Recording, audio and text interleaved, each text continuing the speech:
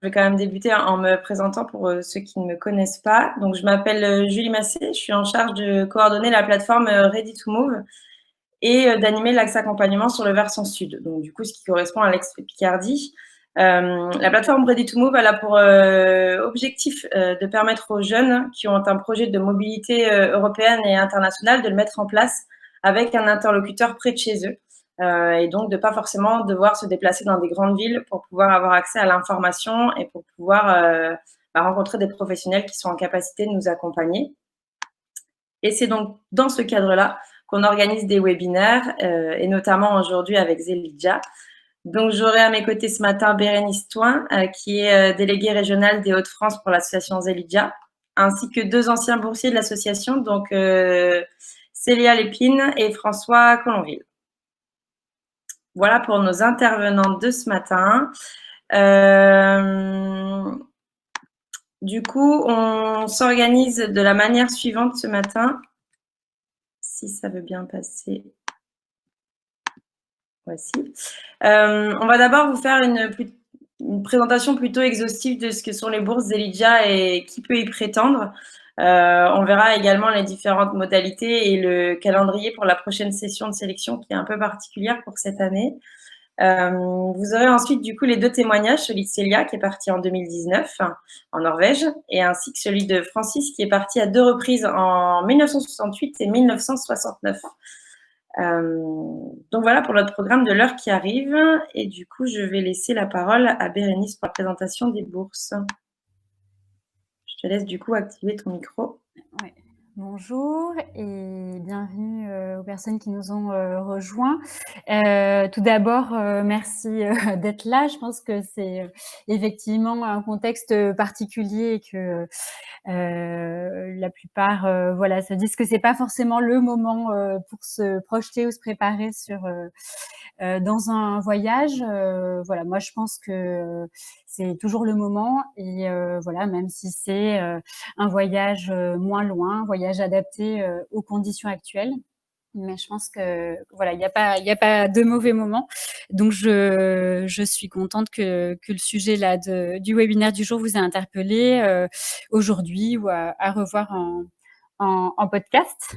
Donc moi je suis Bérénice Toin, comme l'a dit Julie, je suis déléguée régionale de l'association pour la région Hauts-de-France et je suis aussi ancienne voyageuse. Je suis partie avec les bourses Zelidja il y a maintenant bientôt 15 ans. Je vais vous faire une présentation et puis ensuite on aura un temps de questions-réponses, donc n'hésitez pas à les noter dans le chat. Zelidja, je vais commencer par quelques mots sur l'histoire, c'est important.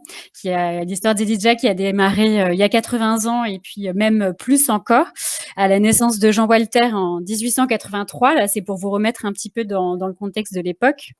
Donc, ce Jean Walter, il va prendre son vélo et puis entreprendre un voyage alors qu'il est étudiant jusqu'à Istanbul. Il va faire 6000 kilomètres.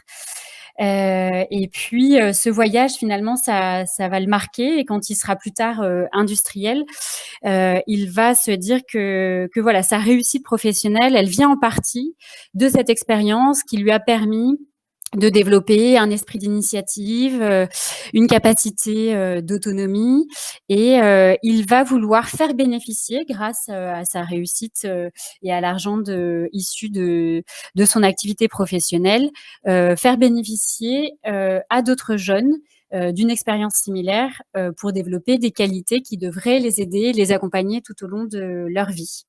Donc je pense que c'est important de rappeler le début de cette histoire pour comprendre aujourd'hui les bourses et pour comprendre aussi l'esprit Zelidja avec lequel les jeunes partent aujourd'hui. Donc 81 ans après Zelidja, donc il y a une fondation qui est sous l'égide de la Fondation de France et une association. Donc la fondation qui va être plutôt dans la la collecte de fonds privés et dans la gestion des bourses et la garantie en fait de la bonne attribution des bourses, et l'association qui continue à faire vivre le rêve de Jean Walter de permettre à d'autres jeunes, à chaque nouvelle génération, de vivre cette expérience-là en dehors de tout cursus scolaire ou universitaire. En quelques chiffres, il y a 120 bourses qui sont distribuées chaque année. 35% de jeunes qui sont boursiers de l'éducation nationale, qui est un partenaire majeur des bourses Elijah depuis le début d'ailleurs, depuis 1939. 60% sont des voyageuses, beaucoup plus de filles, contrairement à ce qu'on pourrait imaginer, surtout toutes les idées, on va dire un peu préconçues de la difficulté de voyager pour les femmes. Alors après, ça c'est un pourcentage qui a évolué. Je pense qu'en 1939, il y avait plutôt quand même des hommes. Francis pourra nous faire un témoignage sur les années 60. Et puis, 200 bénévoles qui font vivre l'association partout en France pour accompagner les jeunes dans leur candidature, les accompagner aussi à leur retour de voyage pour faire partager leur expérience, animer des soirées débats, des événements et voilà, faire vivre ce goût du voyage et le partage aussi avec les autres. Ça, c'est important. Donc vous allez me dire, est-ce qu'il faut faire 6000 kilomètres pour avoir les bourses? Je vous rassure, non, pas forcément. Vous pouvez voilà, adapter évidemment votre voyage à vos envies. Donc Zelidja, c'est une bourse de voyage qui permet d'aller où tu veux. Donc c'est vraiment en France, en Europe, à l'autre bout du monde. Il n'y a pas du tout de limite. La seule limite, c'est évidemment sur les questions de danger avéré. Donc effectivement, s'il y a un pays en guerre ou avec une situation conflictuelle assez préoccupante, voilà, on va quand même proposer aux jeunes de se réorienter. C'est pas l'objectif. Alors après, c'est vraiment au cas par cas, hein, parce que il y a beaucoup de jeunes qui partent en Palestine, par exemple. Voilà, donc je pense que toutes les propositions sont étudiées au cas par cas. Comme tu veux, à vélo, à pied, en train, en avion. Je pense qu'au début des bourses, il y en avait pas mal qui partaient en mobylette, à vélo, en stop. Il y a eu une grande période de l'avion qui continue toujours, et puis de plus en plus, on retrouve des jeunes qui veulent faire du stop, qui souhaitent uniquement se déplacer en bus, en train. Certains proposent aussi des moyens un peu plus, on va dire, un peu plus originaux. Il y a un jeune qui a fait un tour de France avec une vache. Je sais qu'il y en a qui traversent les steppes mongoles à cheval aussi. Voilà, donc sentez-vous libre sur les modes de déplacement. Sur le sujet qui t'intéresse, ça c'est vraiment central pour Zelidja, c'est-à-dire que tu vas pas partir te dorer la pilule. C'est important d'avoir un sujet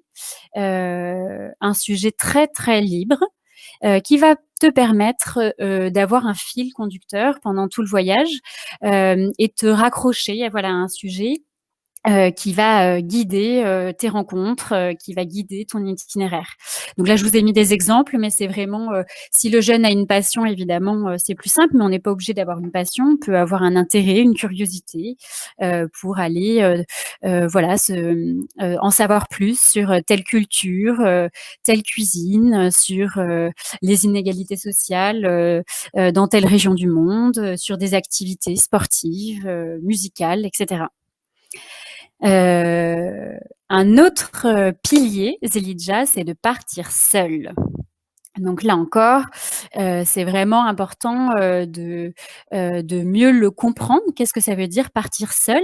Donc là, j'ai écrit sans tes parents. Donc ça peut faire peur, mais c'est aussi sans ton petit frère, ta petite sœur, sans les grands-parents, sans tes profs, et finalement c'est aussi sans ton cadre en fait, sans le cadre de confort. Et l'objectif vraiment, ce qu'a voulu transmettre Jean Walter à travers cette condition de partir seul, c'est de pouvoir se donner l'opportunité de rencontrer les gens sur place, mais que ce soit en France ou à l'autre bout du monde. C'est-à-dire que si on est en groupe, on va pas plus se rencontrer. Si tu fais un voyage dans le sud de la France en race campagne ou même dans une grande ville, tu rencontreras beaucoup moins facilement d'autres personnes que si tu es en groupe. Donc ça, c'est vraiment un point important. Et puis, c'est aussi pour s'en remettre à soi-même. Donc, il y en a beaucoup qui reviennent en disant qu'ils sont appris à mieux se connaître. Et finalement, parce qu'ils sont seuls responsables de leur voyage. Ils vont pas s'en remettre à quelqu'un sur les décisions à prendre, sur les petites galères à gérer. C'est eux-mêmes qui vont devoir y faire face et qui ensuite seront fiers d'avoir réussi à y faire face. Et au moins 1 mois, donc c'est un voyage d'au moins 1 mois, ça peut être plus long évidemment, mais là aussi c'est important parce que justement c'est des conditions qui sont tout à fait exceptionnelles. En général, le jeune a entre 16 et 20 ans, il n'est jamais sorti de son cadre familial. Ça l'est un peu moins pour ceux qui ont plutôt 20 ans, qui ont pour la plupart démarré des études secondaires, mais jusqu'à 18 ans en général, on est quand même toujours dans le cadre familial. Donc le au moins 1 mois, c'est aussi pour donner le temps aux jeunes de s'adapter, de s'habituer à cette nouvelle condition. Et dans la plupart des récits des jeunes qui reviennent, ils trouvent que finalement ça passe très vite. Voilà, en général, la première semaine, c'est une semaine d'adaptation. La deuxième, ils vont réussir à se réorienter sur leur sujet. Et puis les 2 dernières semaines défilent à vitesse grand V. Voilà vraiment sur les piliers de Zelidja. Et c'est aussi rendre compte de son voyage et le partager. Là aussi, je pense que je l'ai déjà dit, il y a une dimension assez bouleversante pour le jeune, exceptionnelle, une expérience vraiment très marquante. Et donc, Zelidja a aussi à cœur de pouvoir partager au maximum cette expérience. À travers alors 3 documents. Il y a un rapport d'études sur le sujet. Il peut être soit écrit, soit audiovisuel. Vous aurez le témoignage de Célia tout à l'heure, qui a, elle, rendu un rapport audiovisuel pour les personnes qui sont pas forcément à l'aise avec l'écrit, par exemple. Un carnet de route, là écrit, pour partager ses doutes, ses questions, ses rencontres. Et puis un carnet de compte, là c'est aussi pour nous permettre de vérifier la bonne attribution et la bonne gestion aussi de l'argent. Et ça, je pense que c'est aussi un point important pour les jeunes, en plus de tout ce qu'ils peuvent acquérir comme confiance en soi, comme qualité d'ouverture, d'écoute. Je pense qu'il y a aussi des choses plus pragmatiques et gérer un budget, ça en fait partie. Partager son expérience, c'est aussi réaliser 3 actions de promotion. Là, c'est des actions qui ont été réalisées par des jeunes de la région l'automne dernier, un article dans La Voix du Nord et puis la participation à la Bibliothèque humaine de la mobilité à Longuenesse. Mais ça peut être aussi une exposition, une intervention dans un lycée. Voilà, c'est vraiment une soirée débat, un concert, c'est très ouvert. Et ça permet aussi aux jeunes de pouvoir échanger entre eux par rapport à l'expérience qu'ils ont vécue. Là, j'ai une slide, on reviendra après si vous avez des questions. C'est sur le fait de voyager seul. Je sais que c'est en général ça peut être un frein important. Ce que je vous propose, c'est de lire quelques extraits de témoignages de jeunes de la région qui sont partis l'année dernière et qui rendent compte justement de ce que c'est que de partir seul. Donc là, c'est un extrait écrit par Sinoé Messonnier, qui est parti à 17 ans, étudier le cirque social en Roumanie, l'été 2019. Voyager avec Zelidja, c'est la découverte de la liberté, bien sûr. C'est une plongée dans une aventure sans autre limite que celle que je me mettais. Être seule, être livrée à moi-même, faire des choix et me lancer.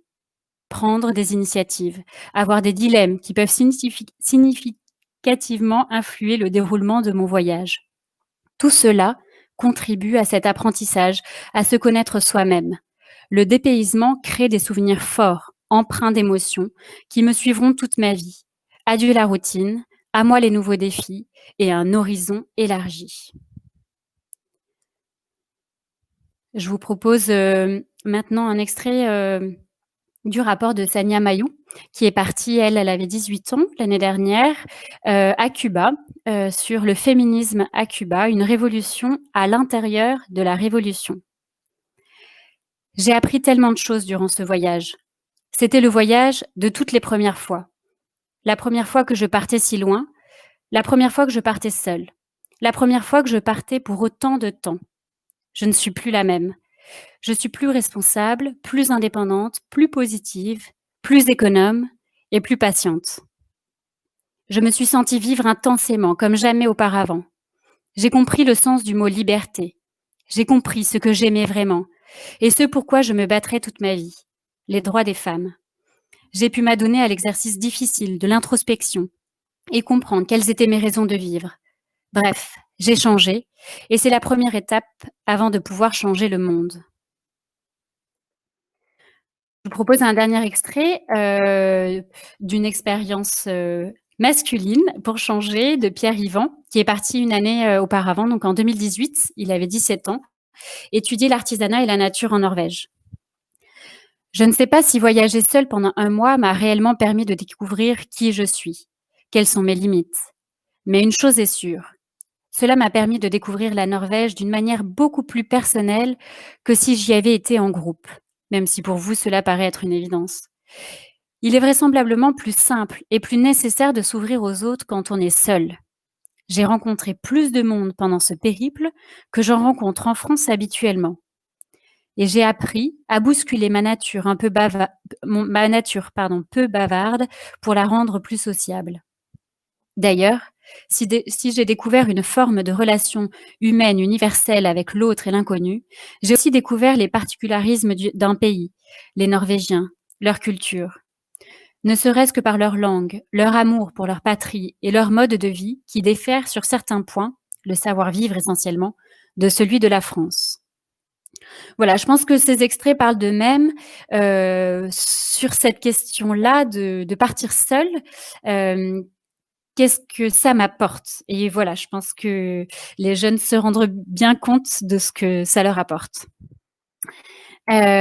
Concrètement, maintenant que voilà, que je vous ai fait un peu voyager, s par où que ça commence? D'abord, c'est partir d'une idée, ça peut être, un pays, qu'on a toujours voulu visiter, une région, ça peut être un sujet d'étude, qui nous passionne, qui nous intéresse, qui nous interpelle depuis toujours ou depuis récemment ou en lien avec l'actualité.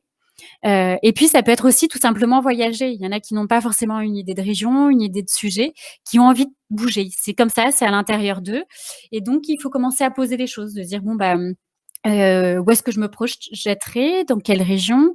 Partir comment? Est-ce que je me sens de prendre l'avion toute seule? Est-ce que je préférerais prendre le train? Est-ce que je préfère être à proximité? En termes de langue, est-ce que j'ai envie que ce soit une langue que je parle, pouvoir communiquer directement avec les personnes? Ou est-ce qu'au contraire, j'ai envie de m'immerger dans un pays, qui soit le plus éloigné de ma culture ou en tout cas la façon dont je me le représente?» Voilà, c'est se faire mûrir dans sa tête ses envies, ses aspirations et puis, une fois que ça se précise, de pouvoir revenir vers l'équipe, de bénévoles, de la région Hauts-de-France, qui est là aussi pour accompagner les jeunes à mieux préparer, leur voyage et à rédiger un projet de voyage. Donc ça, c'est important que les jeunes qui sont, intéressés, qui sont candidats, puissent, rédiger un projet de voyage. Je vous ai mis là sur, la droite, les principales rubriques que peuvent constituer, le projet de voyage. Une présentation personnelle, c'est important, pour le jury de bien connaître, les jeunes, savoir qui ils sont, de comprendre pourquoi ils souhaitent partir avec Zelidja. Qu'est-ce qui, dans l'histoire, dans les valeurs, dans les principes, intéresse, le jeune, pour voyager, enfin quels sont les principes de voyage qui l'a intéressé et notamment sur le fait de partir seul. C'est aussi une façon pour nous de bien comprendre si le jeune en a pris conscience. Le fait de le faire écrire là-dessus, pour nous, c'est de comprendre. Moi, est-ce qu'il a bien conscience qu'il va être seul, en fait? Voilà. Le sujet, de savoir quel sujet il a. En général, bon, les jeunes sont très ambitieux. Ils veulent étudier, la musique, indienne. Voilà, donc on est là aussi pour les accompagner à dire que c'est peut-être un peu large et comment aller un peu plus, rentrer un peu plus dans le sujet, être un peu plus précis dans le sujet étudié pour que ce soit réaliste.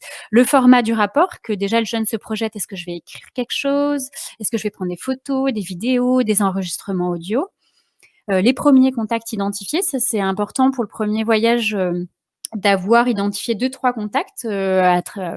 Internet nous offre moult possibilités d'identifier des personnes ressources qui sont en général en lien avec le sujet d'étude choisi et qui vont permettre au début aux jeunes de pouvoir se raccrocher à 2-3 contacts et ensuite ces contacts vont l'amener vers d'autres contacts, etc. Mais c'est voilà son premier ancrage. L'itinéraire prévisionnel, on attend aussi du jeune qu'il puisse se renseigner sur le niveau sanitaire, le niveau sécuritaire du pays, de la région dans laquelle il va.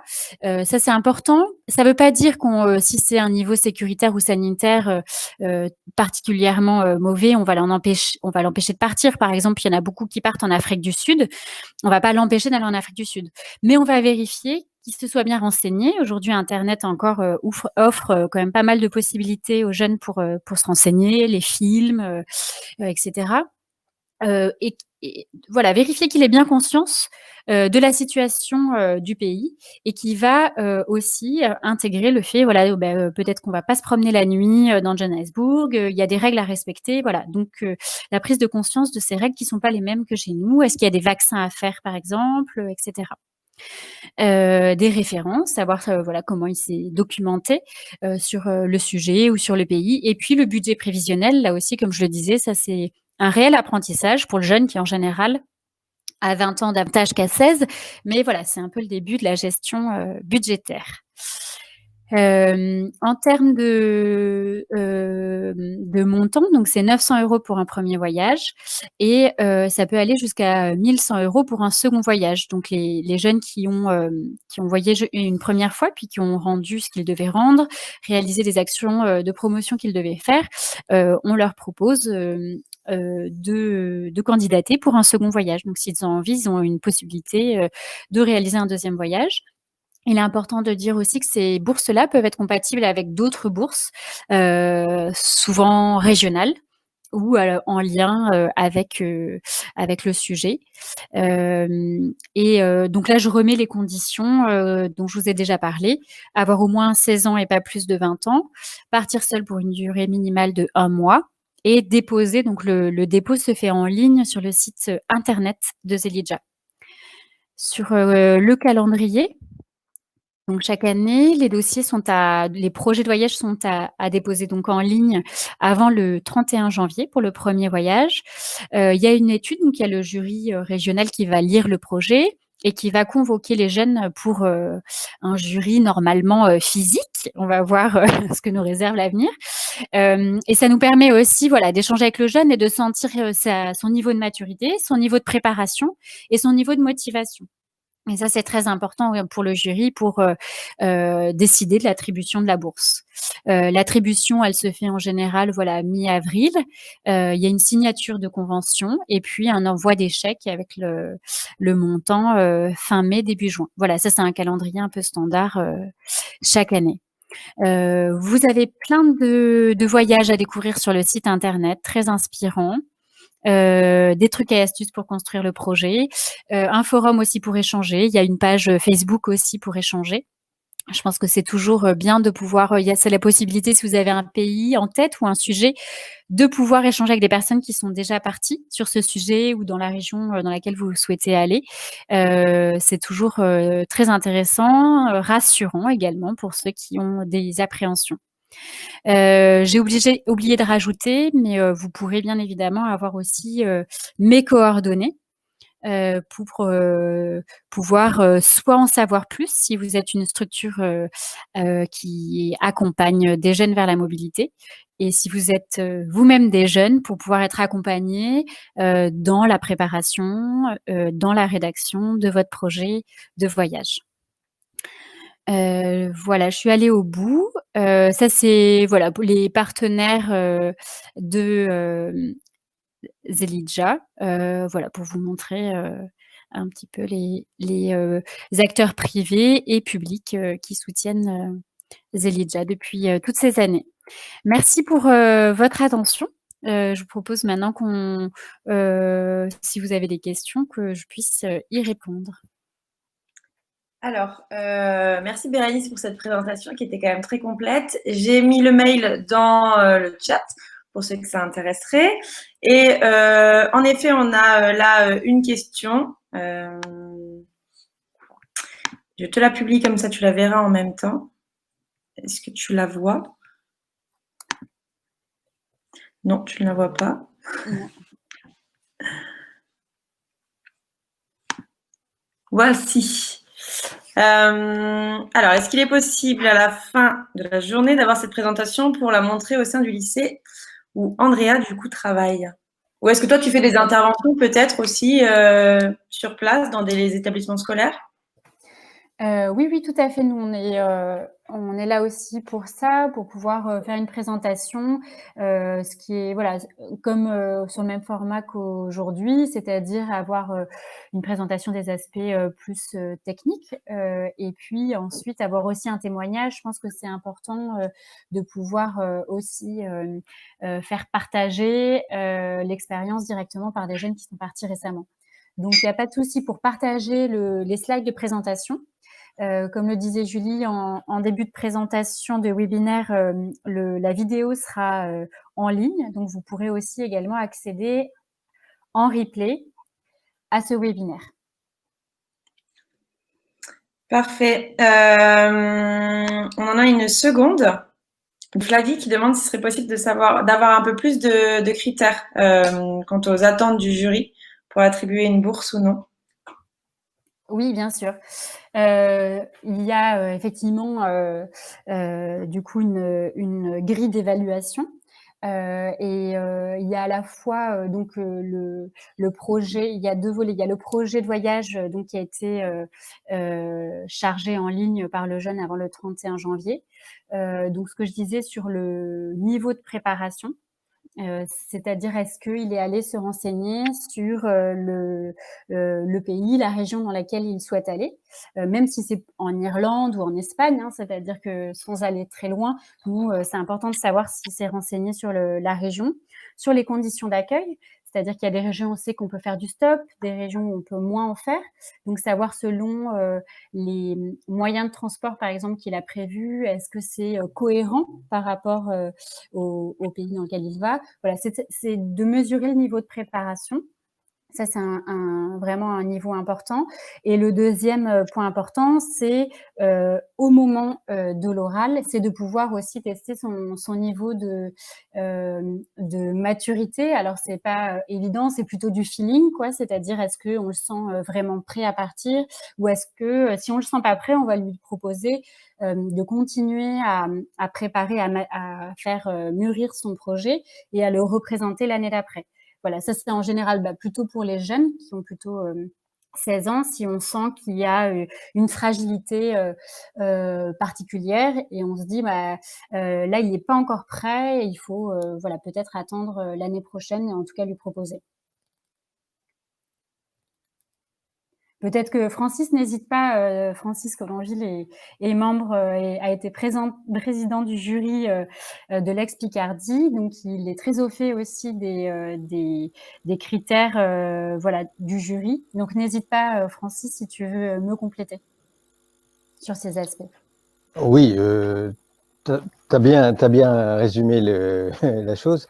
C'est vrai que le fois, à travers un oral, on a des craintes que le fois de voir un candidat partir sans trop connaître les risques. Et ça s'est trouvé notamment pour des deuxièmes voyages où on a vu qu'au cours du premier voyage, la personne avait pris peut-être des risques assez inconscients.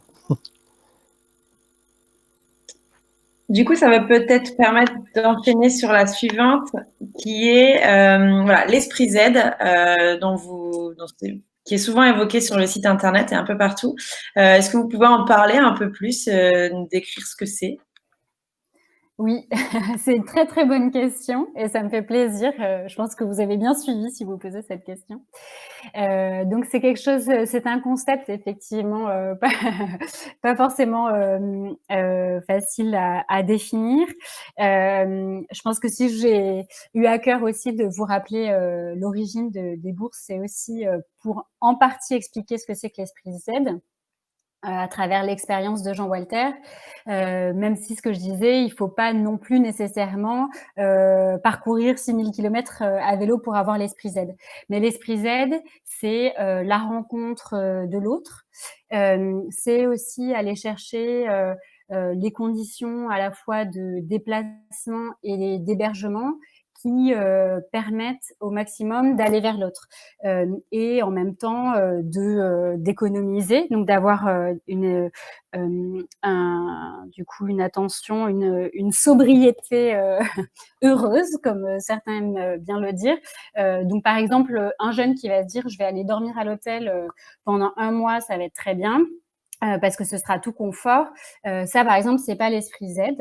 L'objectif, c'est qu'il soit plutôt qu'il aille essayer à travers le contact, de voir s'il n'y a pas un hébergement chez l'habitant. D'autant plus qu'aujourd'hui, avec Couchsurfing, c'est quand même assez facile. Mais il n'y a pas que au-delà des plateformes. Voilà, c'est plutôt la prise d'initiative et puis la rencontre de l'autre. Mais ça peut être aussi, je peux vous dire ce que l'esprit Z n'est pas. Je sais qu'il y a aussi des jeunes, je parlais tout à l'heure de jeunes qui sont partis en Palestine, et donc il y en a beaucoup qui sont interpellés par ce conflit et qui vont essayer de mieux le comprendre, alors certaines facettes du conflit, et qui vont sur place. Donc ça arrive très régulièrement. Et là, il y en a une, par exemple, qui est partie récemment et qui a eu des actions militantes très risquées auprès des Palestiniens, en mettant, je ne sais pas si elle mettait sa vie en danger, mais en tout cas, elle prenait des risques très très élevés. Et ça, c'est pas non plus l'esprit Z. C'est pas de se mettre en danger intentionnellement pour aller défendre une cause. Voilà. Ce n'est pas non plus participer à un projet humanitaire. Ça ne peut pas être, en tout cas, l'intégralité du projet. On peut, une fois qu'on est sur place, donner un coup de main. Ça peut être un point de chute, ça peut être un contact, mais il ne faut pas que ce soit l'intégralité du projet, parce que finalement, à travers, si on va faire 1 mois de bénévolat dans une association, finalement, on retrouve un cadre, une structure, un petit univers, et ce petit univers déjà constitué va pas permettre aux jeunes justement cette prise d'initiative, cette autonomie qui est recherchée à travers le voyage Zelidja. Donc, je ne sais pas si j'ai répondu à la question. Ce qu'il faut avoir en tête, voilà, pour moi, c'est vraiment la rencontre vers l'autre. Le souci aussi de pouvoir être vraiment attentif à la culture. Donc, de ne pas se dire je vais reproduire mes conditions de vie là où je vais, d'être vraiment attentif à ça, et d'essayer aussi d'avoir un budget qui soit raisonnable, notamment par rapport aux conditions de vie. Je ne sais pas si Francis, tu veux ajouter un mot sur l'esprit Z, que toi tu continues à pratiquer. Je pourrais dire que lorsqu'on est mordu par l'esprit Z, on le garde définitivement. Moi, mon premier voyage, il remonte à 50 et quelques années. Et je suis toujours mordu par l'esprit Z. C'est-à-dire que je veux toujours être autonome dans mes voyages, les organiser d'avance et rapporter un souvenir sous forme de rapport, en fin de compte, que ce soit photo, film ou quelquefois écrit aussi. Voilà. Merci à tous les deux pour ces réponses. Peut-être une dernière question avant de passer au témoignage. La question, c'est est-ce que le voyage peut se dérouler à n'importe quelle période de l'année? Alors, effectivement, comme la plupart des candidats sont des jeunes qui sont dans un cursus soit scolaire, soit étudiant, ça se fait l'été. Mais il est possible de voyager effectivement en dehors de cette période. Je prendrai la question, alors j'ai plus en tête exactement les délais, parce que nous, effectivement, on a un process ensuite de relecture, c'est-à-dire que les jeunes doivent envoyer avant la fin de l'année, donc fin décembre 2021, pour ceux qui ont voyagé en 2021, les 3 documents que je vous ai cités. pour qu'ensuite le jury puisse en prendre connaissance. Donc c'est une question, j'ai pas précisément, mais effectivement oui, il y a de la souplesse sur, je suis en train de chercher en même temps, il y a de la souplesse sur la période de voyage, c'est pas forcément l'été effectivement.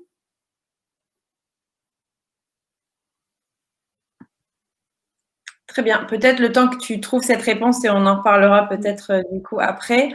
Je propose que Célia, tu nous rejoignes pour pouvoir faire ta présentation. Célia, du coup, qui est partie à l'été 2019 en Norvège.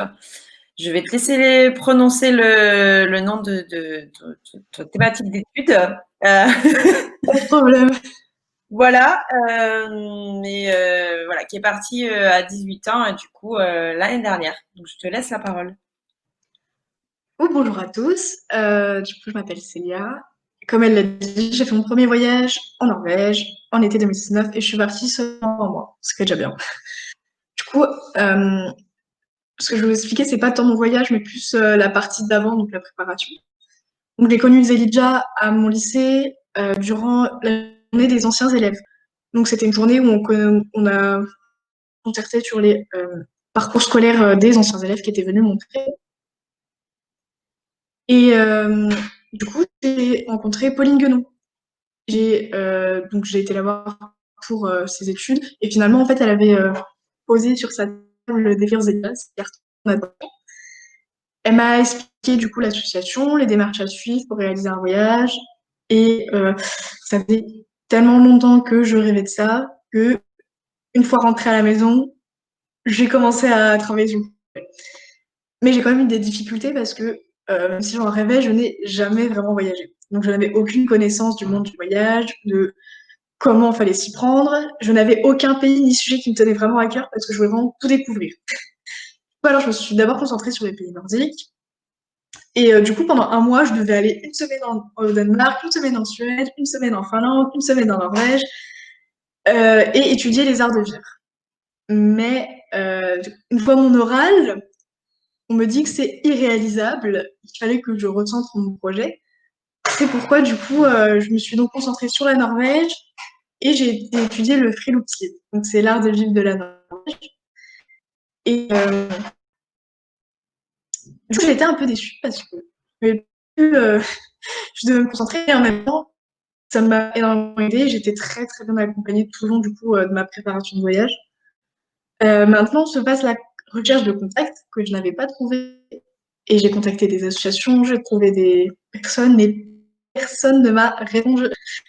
Du coup, je suis arrivée dans le pays sans aucun contact. J'ai eu très peur, je savais pas trop comment m'y prendre. Je suis quand même allée sonner au siège de l'association, qui m'ont d'ailleurs très bien accueillie.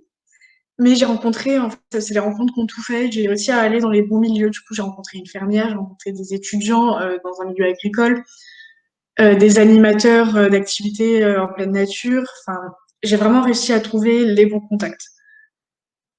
Mais c'est pas quelque chose que je recommande. C'est vrai que je pense que ça aurait pu être nettement mieux avec des contacts pris à l'avance. Pour le support, du coup, j'ai choisi aussi l'audiovisuel. Parce que, mais pas avec des vidéos, avec des photos. Je voulais pas que ça ressemble à des vidéos parce que pour moi ça n'apportait pas grand chose. Tout le monde allait le faire. Je voulais un peu innover. Et le rapport écrit, je sais que je suis pas du tout douée à l'écrit, que j'arrive pas à retranscrire ce que j'aimerais vraiment faire sentir. Et j'avais besoin de visuel parce que je trouve que c'est hyper important le visuel. Enfin, il nous permet de faire rêver, de mieux expliquer. Et le couac, c'est que j'avais aucune compétence en fait dans le domaine du montage vidéo. Du coup, c'est un peu le dernier risque que j'ai pris quand j'ai fait ce voyage en rentrant, c'est de me mettre au montage vidéo. Ça a d'ailleurs très bien fonctionné, on va dire. Quand j'en revois mon film, je vois encore toutes les erreurs que j'aurais dû corriger, mais je me dis que je ferai mieux la prochaine fois. Du coup, mes parents, l'entourage, on va parler de l'entourage. Au début, j'ai parlé du projet, ils étaient contents, je m'engageais un peu dans tout et n'importe quoi. Du coup, ils se sont dit, bon, bah, vas-y, fais, on verra ce que ça donne. Du coup, ils m'ont encouragé doucement, ils m'ont amené à l'oral. Je suis rentrée, je leur ai dit, on m'a dit que j'aurais certainement la bourse, mais j'aurai la réponse dans 1 mois ou 2. Oui, d'accord, pas de problème. Et arrive le moment où j'ai la bourse, Et on me dit, mais c'est n'importe quoi, t'es inconsciente. Qu'est-ce qui te prend? Enfin, pas du tout, tu n'as que 17 ans. N'importe quoi. Et leur phrase préférée, c'est une femme ne peut pas voyager comme un homme. Sauf que je ne comprenais pas absolument pas cette phrase. Pour moi, elle ne voulait rien dire, surtout que pas pour leur faire plaisir, mais mon argument c'était quand même la Norvège, c'était pas la Palestine par exemple. Donc, enfin niveau conditions des femmes, je pense que ça va quoi. Mais je voyais mes 18 ans arriver parce que je suis partie un mois après mes 18 ans, du coup je ne leur ai clairement pas laissé le choix. Et du coup, en fait, cette phrase qu'ils arrêtaient pas de me répéter sur ma condition de femme, elle m'a aidée à aller jusqu'au bout. Et encore aujourd'hui, ils me le disent encore, et encore aujourd'hui, j'ai envie de leur prouver le contraire. Et je le ferai tant qu'ils n'auraient pas compris. Donc c'est un peu aussi grâce à eux quand même que je suis partie. Ils m'ont donné la motivation de prouver que je peux le faire. Mais aussi comment je me suis préparée moi-même au voyage psychologiquement, etc. Ça c'est, en fait, je ne le disais pas du tout. Pour moi, ce projet, c'était comme si je montais un projet dans ma petite ville et que j'allais le faire. Je le prenais très au sérieux, mais étant donné que j'ai jamais voyagé, que je voyais pas à quoi ça ressemblait, comment ça allait être, Par contre, partir seule, ça n'a jamais été une contrainte pour moi, qui avait besoin d'énormément d'autonomie, qui voulait me prouver tout à moi-même. Mais du coup, c'est seulement arrivé à l'aéroport, en Norvège, que j'ai eu le déclic de c'est bon, j'y suis, maintenant je me débrouille. Maintenant j'y vais, je vais vivre mon rêve et c'est parti. Et du coup, ça s'est très bien passé. Et j'ai pu, du coup, réaliser mon petit documentaire sur les frilopsies. Du coup, frilopsie, en Norvège, ça veut dire la connexion à la nature, l'art de vivre avec la nature. Euh, ce serait propre à la Norvège, mais il y a aussi le mythe de c'est pour faire de la publicité, c'est pour vendre ce pays. Du coup, j'ai été voir s'il existe réellement. Du coup, j'ai été d'abord dans les grandes villes, parce que je sais pas, ça doit rassurer, etc. Mais je me suis laissée 2 semaines de libre. Parce que je me suis dit, il faut pas que je planifie tout, ça sert à rien. Il faut que ça vienne comme ça. Du coup, j'étais dans 2 grandes métropoles, à Bergen et Oslo. Et la deuxième semaine, j'ai trouvé une ferme au fin fond de la campagne et je suis allée vivre du coup chez une fermière. Et c'est là que mon projet a pu vraiment se faire. Et du coup, voilà, je vais vous montrer des petits extraits de mon film. Si Julie, tu veux bien montrer, merci. Définiriez-vous le friluftsliv? The best definition in English is outdoor activity, but it's not just being outdoors and being active. It's enjoying to be outdoor. When you go outside to the mountain or forest, or go outside far away from your home, and you try to use what you find in the nature to live, kind of. And you often sleep outside, like in a tent, and you take this backpack with you and pick berries. It is when you do things outside in nature. You can go on a guided walk, you can climb in the mountains, or you can go skiing, or you can paddle on a river or in a lake. But the purpose is that you shall improve your health by work with your body outside in open air.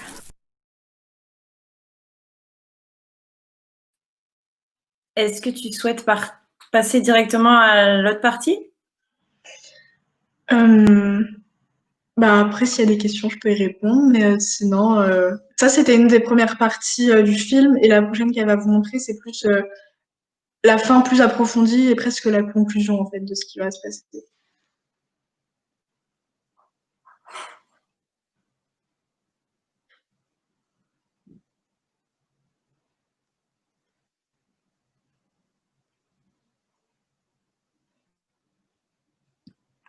Voilà.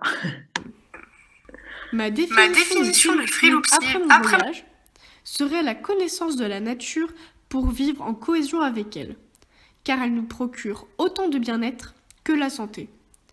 En France, j'hésite à dire si ce mode de vie existe. Je dirais que dans notre pays, il se situe entre l'envie de faire du sport car nous savons que nous en avons besoin, et faire des activités extérieures pour s'amuser sans vraiment chercher à comprendre la nature. Au niveau de l'écologie, les Norvégiens semblent en avance sur leur manière de penser. Ils agissent, certes, mais le gouvernement n'aide pas tant que ça à ce niveau, car le respect de l'environnement est dans la culture du pays. En effet, si l'environnement est pollué, les Norvégiens ne peuvent plus pratiquer le friluftsliv. Par conséquent, les enfants apprennent ce respect de la nature dès l'enfance et l'école par la suite prend le relais. De plus, l'école apporte autant que la famille les connaissances sur la nature ou comment se débrouiller avec cette dernière. Un point qui, je trouve, manque en France. Et vous, seriez-vous tenté par ce mode de vie ?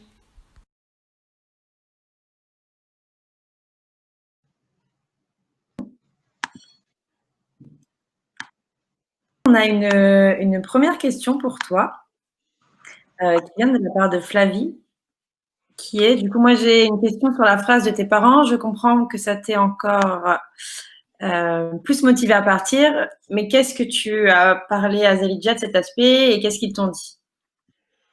Alors, cet aspect-là, il est énormément abordé à Zelidja, c'est-à-dire que énormément de jeunes se retrouvent face à la difficulté, qui n'ont pas l'accord de leurs parents pour partir. Donc, moi, j'en ai parlé. Il y a des stages de self-défense pour les femmes qui ont été proposés. J'ai pas pu y participer, mais voilà, on est quand même accompagnés. Il y a des choses qui sont mises en place pour rassurer nos parents. Après, le fait de convaincre les parents, c'est un débat encore à Zelidja, mais ils considèrent que c'est encore à nous les jeunes de le faire et pas à l'association d'intervenir. Du coup, quand j'en ai parlé, ils m'ont donné bien sûr des arguments à donner, mais jamais s'ils ont rencontré ma mère, oui, pour parler de mon voyage, mais c'est sûr que je partirais. C'était pas encore adhésion, qui l'ont rassuré parce que c'était une rencontre avec mon lycée, ils sont intervenus. Sinon, en soi, ils ne seraient pas intervenus en temps général. Mais ils peuvent t'aider à trouver les arguments, à bien monter ton projet pour leur faire confiance, mais ils n'interviendront pas normalement auprès de tes parents. Peut-être que Bérénice ou Francis, vous voulez ajouter quelque chose par rapport à ça? En complément pour expliquer, je pense que ça fait vraiment partie de la démarche de se dire c'est déjà la prise d'autonomie du jeune, le fait de pouvoir convaincre ses parents. Et je pense que si une intervention trop importante de Zelidja viendrait à du coup infantiliser le jeune, dans la mesure où on considérait qu'il n'est pas suffisamment mature pour lui-même convaincre ses parents. Donc même si c'est un débat permanent au sein des bénévoles de Zelidja. Pour l'instant, on reste convaincu que c'est effectivement un frein, mais c'est aux jeunes de lever lui-même ce frein. Et comme on le voit, il y a différentes façons de le lever. Il y a ceux qui décident qu'ils ont 18 ans et qui vont quand même partir. Il y en a d'autres. La seule chose qu'on produit, nous, c'est des témoignages d'autres parents, de jeunes qui sont partis et qui racontent effectivement leurs premières appréhensions, leurs angoisses et le fait que finalement, la façon dont ils ont vu revenir leur enfant et le fait que ce soit bien passé, c'est plutôt, on partage des témoignages d'autres parents et en général, ça aide aussi à rassurer les parents inquiets.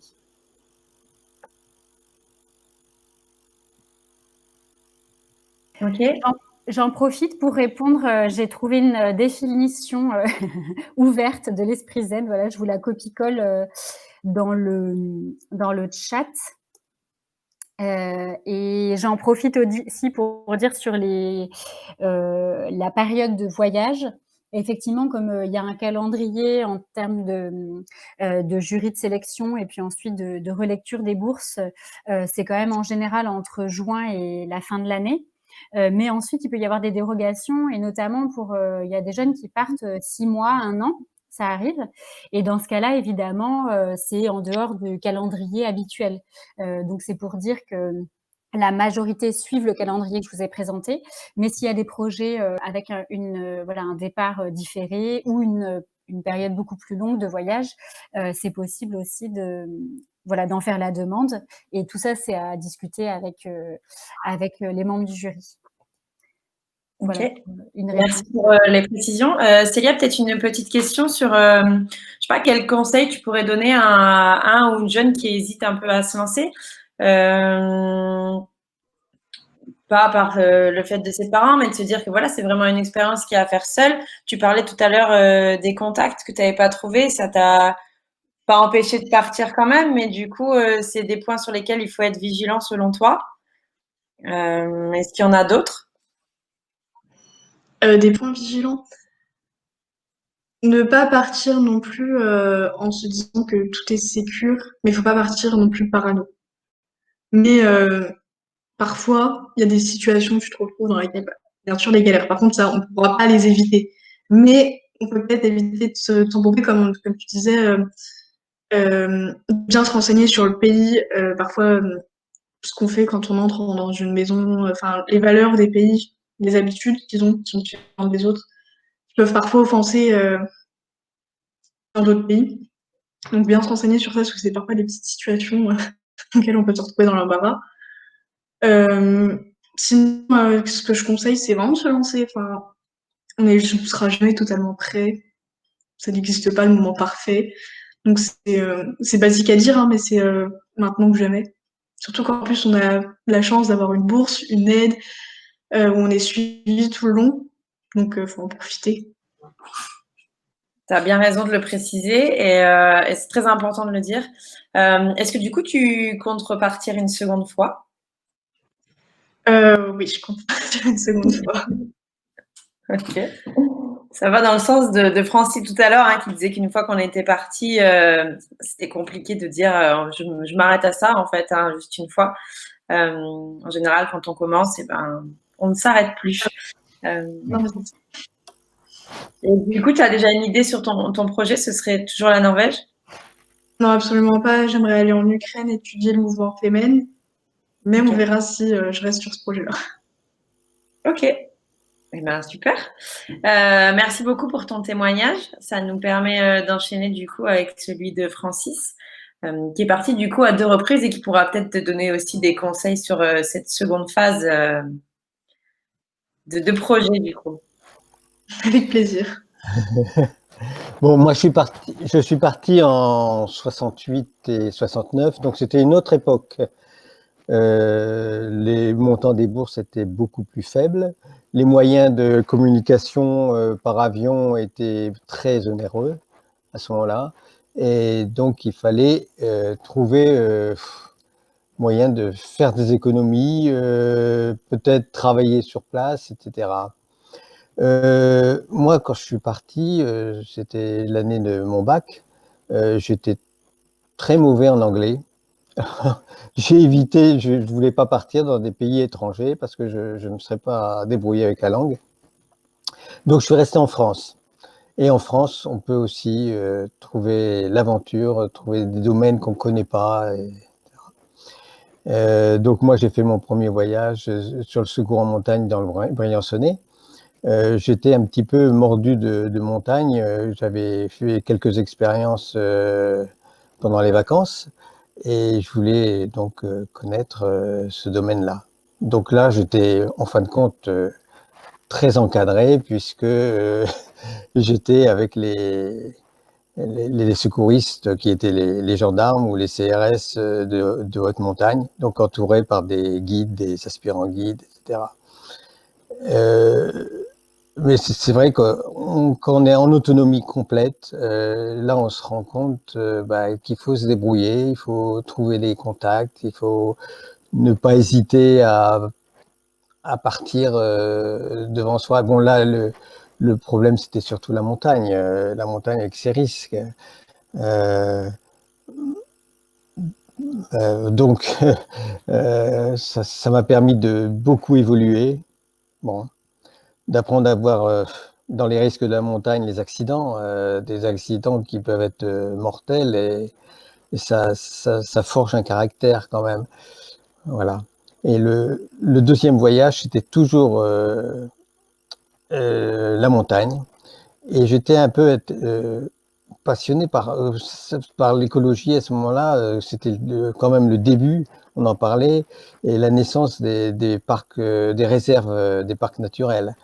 Et j'ai voulu voir comment se faisait la naissance d'une réserve. Et c'est là que j'ai choisi les Pyrénées. Donc j'ai parcouru la montagne avec les les gardes du parc qui mettaient en place justement ce parc national des Pyrénées.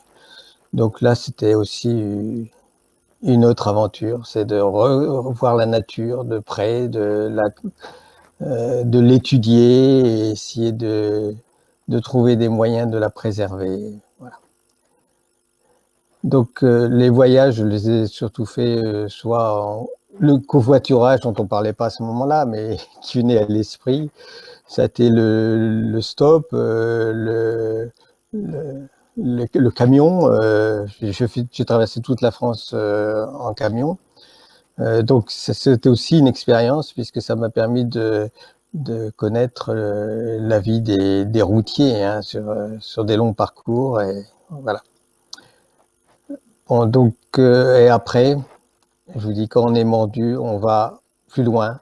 Et quand j'ai eu les moyens de mon autonomie financière et professionnelle, bah, je suis toujours parti, que ce soit la Grèce, le Maroc, le sud du Maroc. Et maintenant, je suis devenu amoureux de la Laponie. Donc, en entendant parler Célia de la Norvège, j'ai reconnu pas mal d'impressions que j'ai eues. Voilà.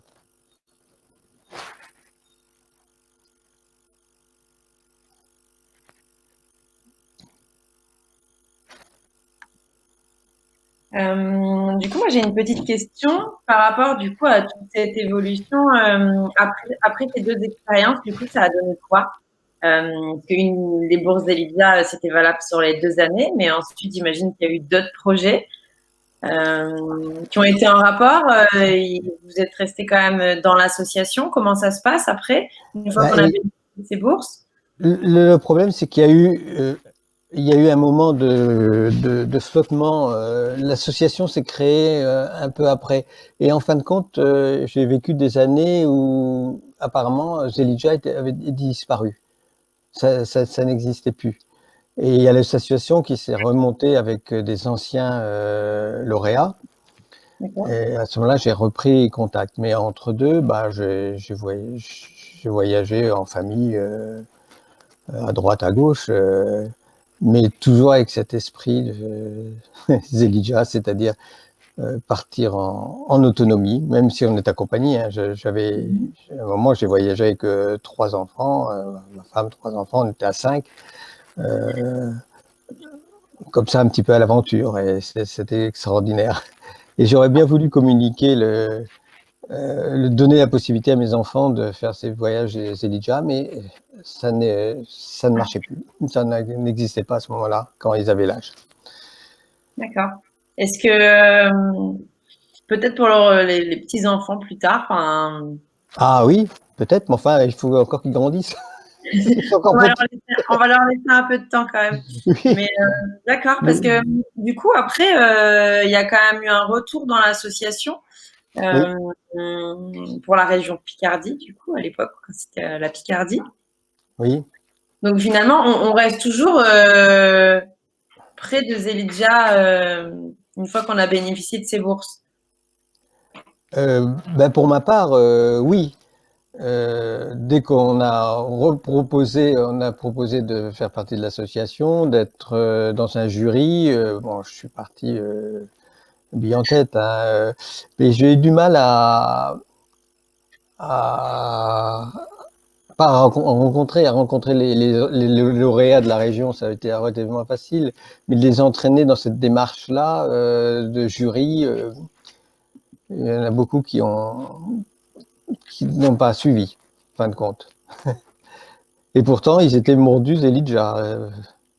J'en connaissais un qui est décédé maintenant et qui avait fait un parcours à vélo dans la France. Un autre qui était allé en Amérique du Sud, qui était vraiment mordu, puisqu'il était retourné après avec sa femme et avait refait un rapport. Mais je ne sais pas si c'est les contraintes professionnelles, etc., qui n'ont pas permis de suivre le jury. D'accord. Bon, dans tous les cas, c'est possible. Faut partir avec l'idée qu'on se dit qu'on va rencontrer d'autres jeune au moment où on part et qu'il sera possible aussi d'avoir des liens avec des personnes qui auront vécu une expérience similaire à la nôtre. Donc finalement, on part seul, mais quand on rentre, on ne l'est pas vraiment. Oui, bien sûr, oui. Quand on rentre, bon, il y a la liste des lauréats, on peut les contacter, etc. Mais bon, de toute façon, on garde un esprit d'autonomie et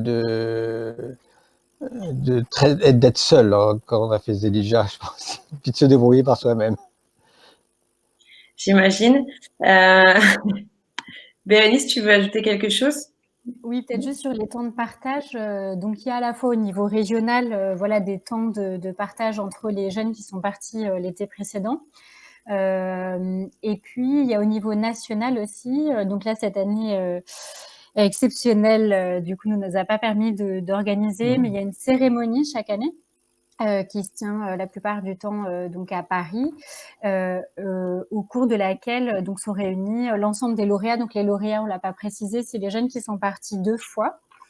Et il y a un jury national qui identifie les rapports pour lesquels l'association va décerner un prix.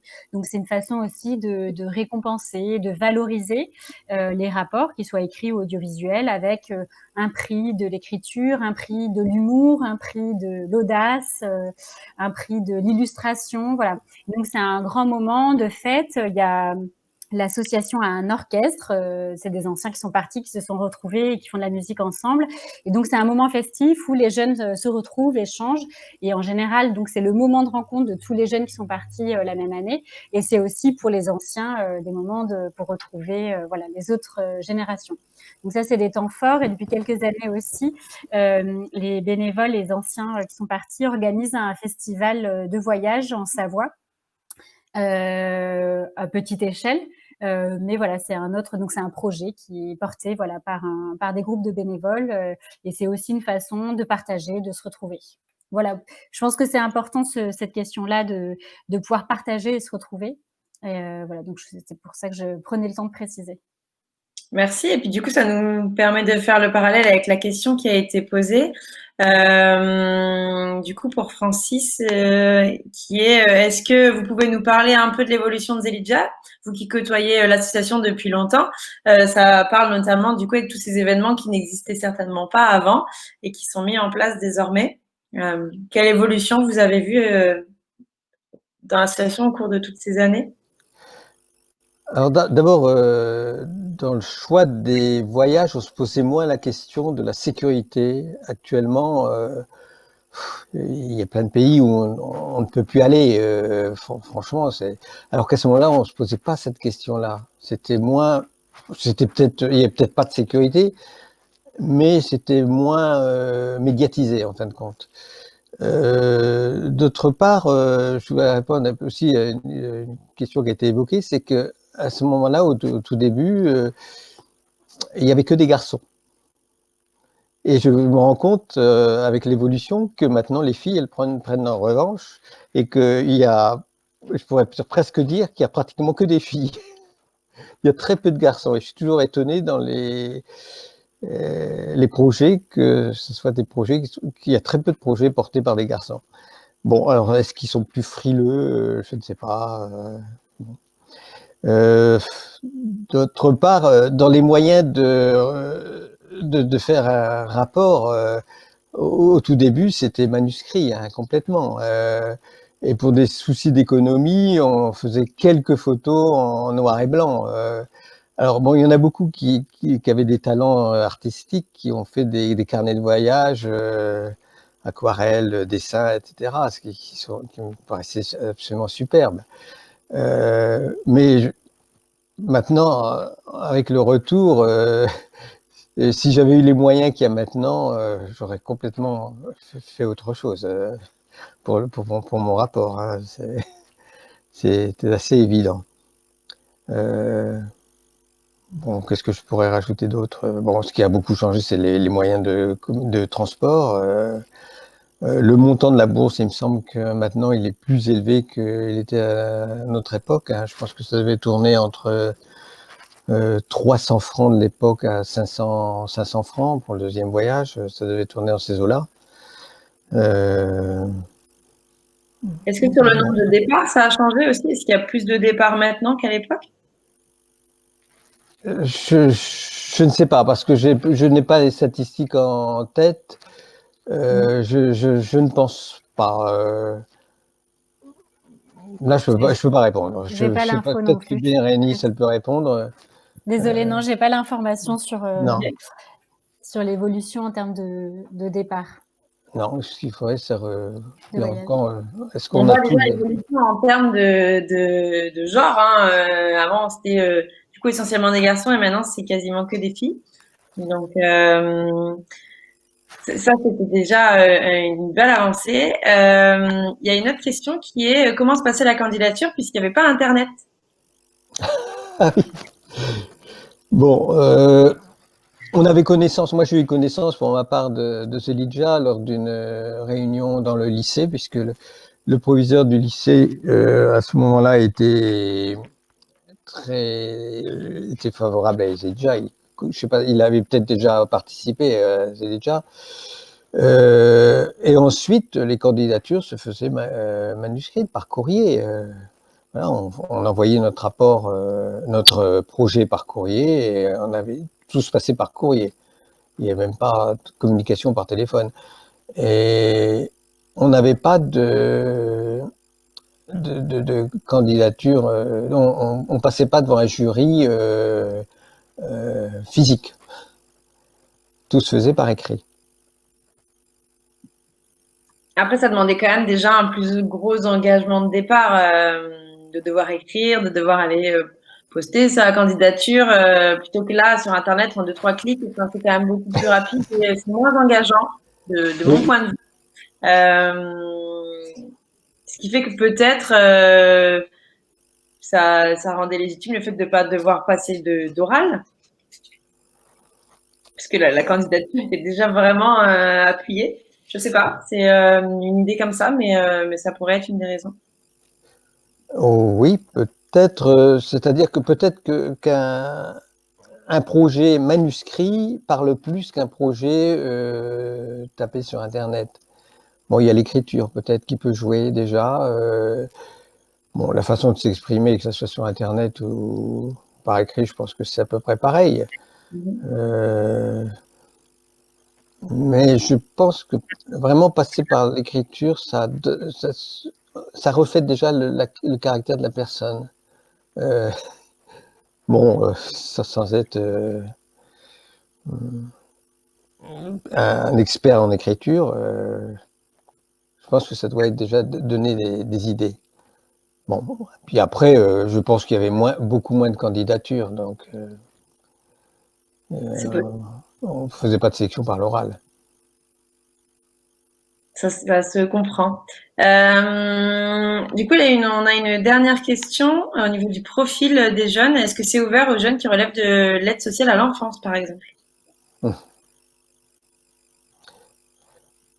Bah, c'est ouvert.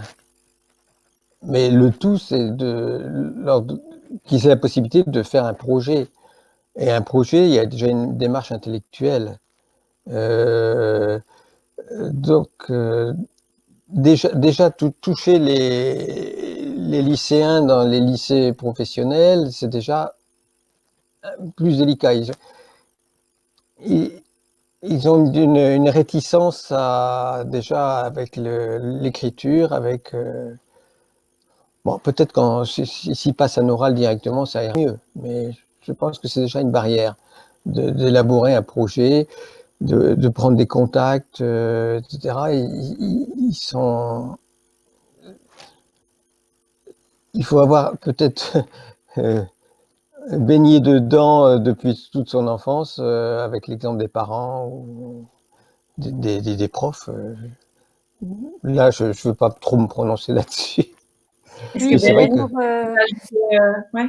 Pour compléter, effectivement, nous, c'est voilà, l'association, c'est un des objectifs aussi de pouvoir être davantage connus et puis toucher des populations qui ont moins accès au voyage.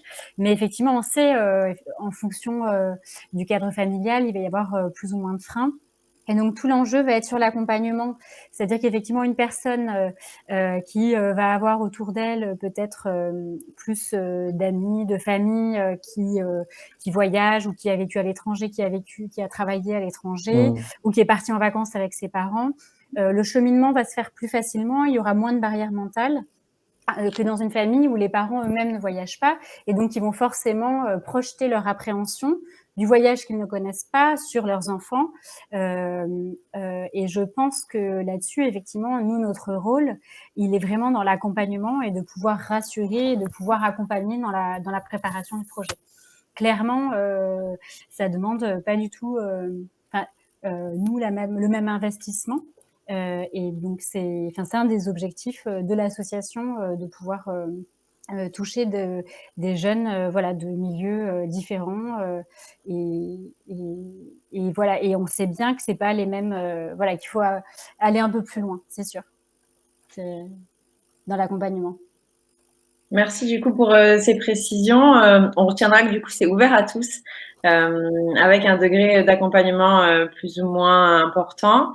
Le temps de voir s'il y a des dernières questions, je vous passe une enquête.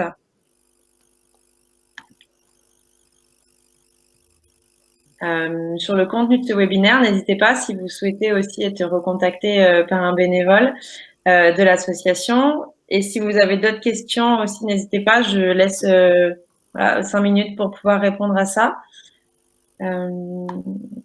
Et puis ensuite, dans tous les cas, je vous remercie d'avoir été là, d'avoir répondu à toutes ces questions, d'avoir donné autant d'informations. Je pense que ça pourrait aider du monde.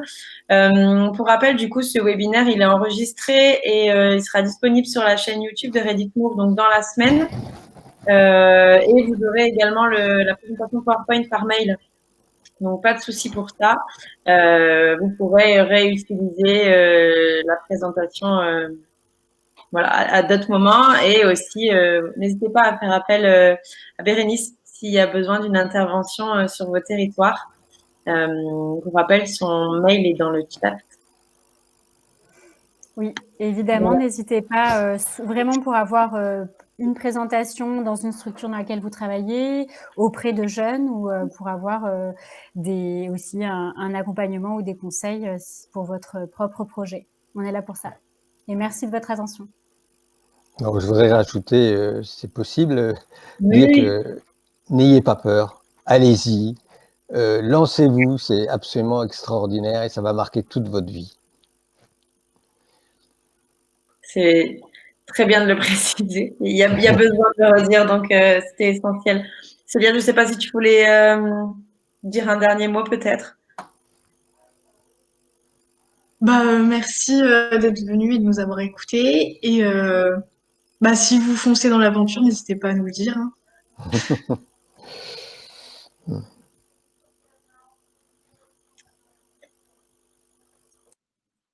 Écoutez, voilà, merci à tous.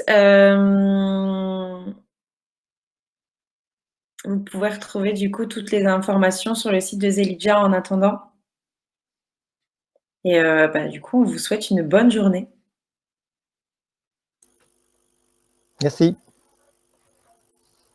Au revoir, merci.